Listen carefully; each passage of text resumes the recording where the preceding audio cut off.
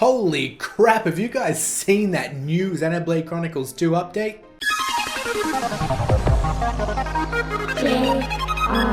JRPG. Now just quickly before I jump into the main video, I just wanted to let you guys know that I have started up a Twitch account, so properly I'm going to be streaming on Twitch now 3 days a week, and that's going to be Fridays, Sundays, and Tuesdays.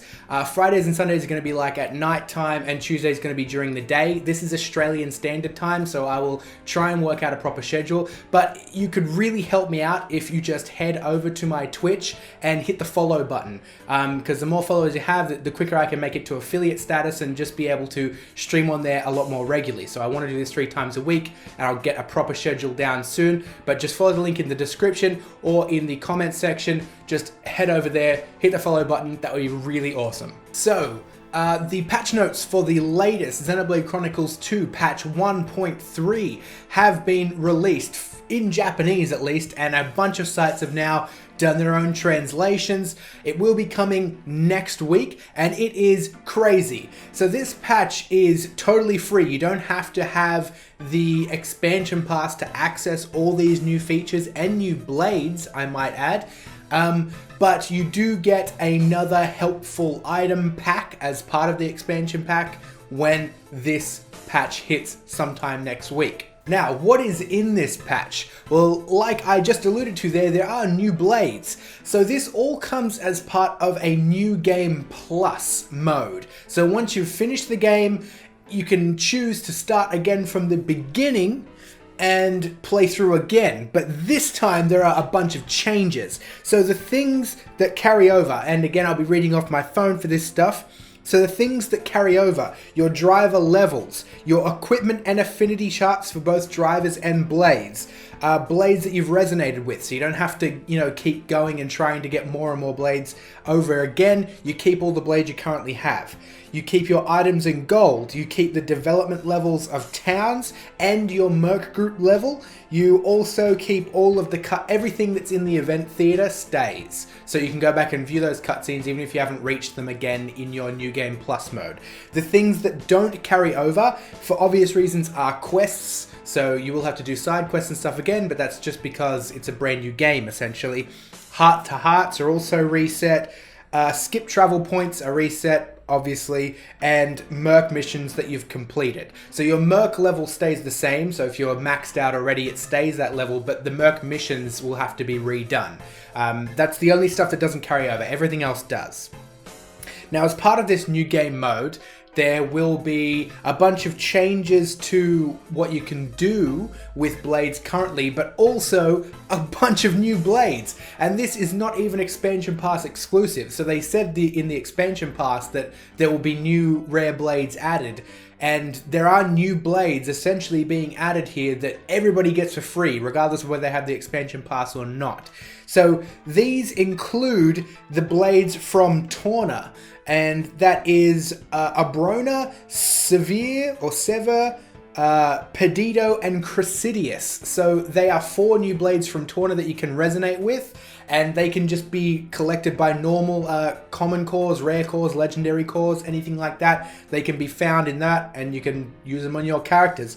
Now you can also use the following characters as blades: Akos, Petroka, and Mikhail. And they are basically throughout the story a bunch of antagonists from the Torna group who are well, actually, I won't ruin the story for anyone there, but you will actually be able to use those guys as blades.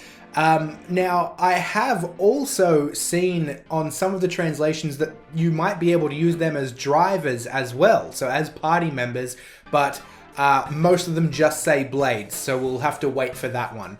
But they can also be had by resonating with core crystals, but it has been said that some will come from normal core crystals and some will come as part of quests. They also made the comment that this does lead to possibly some conflicts with the story, because obviously you're going to be fighting Akos or Mikhail and you have them in your party already. But basically they said because this is a new game plus mode, they chose gameplay stuff over the story making sense. You've already been through the story once as intended. This is only for new game plus mode. So you have to have finished the game once and started again. Now also as part of this New Game Plus mode, you will be able to assign any blade you want to Merc missions. So this includes Pyra and Mithra, and that also means that you can disengage Pyra and Mithra at any time. They're not forced to be on your character. The same with Naya and Dromark, and the same with Pandoria and Zeke. You know, these blades can be taken off without making Rex take ownership of them. So you can disengage any blade, and you can also put them onto Merc missions. The other stuff you can do is you can actually now decrease your level at inns rather than increase them if you want more challenge. So if you want to, you know, try and beat the game at super low level, you can do that by just going to an inn, and the bonus XP that you accumulate, so say if you don't want to use that to increase your level, you'll now be able to use it on items. So you'll be able to get a bunch of items using the bonus XP you accumulate from doing side quests and other things.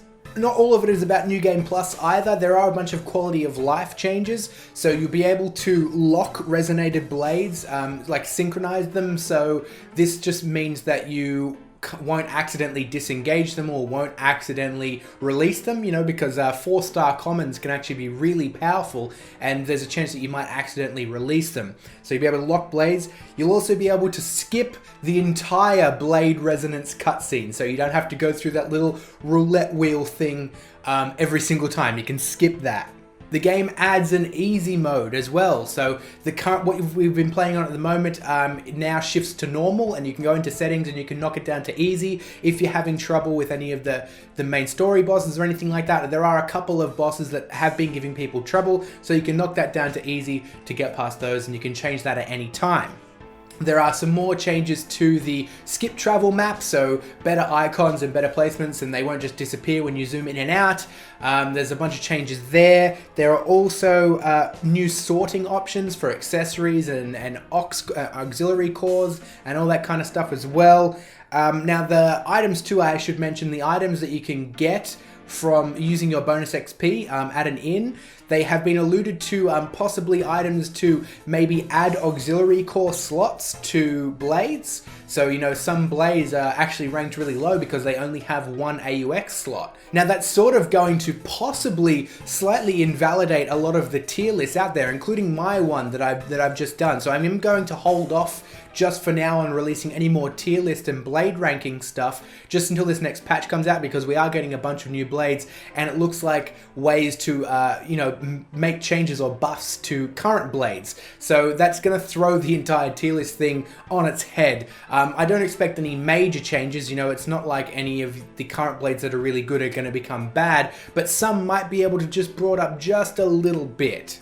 Now, as I mentioned, there is a 4th set of useful items coming to Expansion Pass members, and Takahashi has made comment that this update was meant to come a little bit earlier, but they were just trying to make it as good as they could be, so it had been delayed for a little bit. So now updates from March onwards are going to be focused on that Expansion Pass content. So the new blades as part of the Expansion Pass, and the new quests and main storylines are going to be part of the Expansion Pass. So you can look forward to more awesome content like that in March. But for now, this is an amazing free patch for everyone out there. And it is really going to be like you're playing a different game than what we played.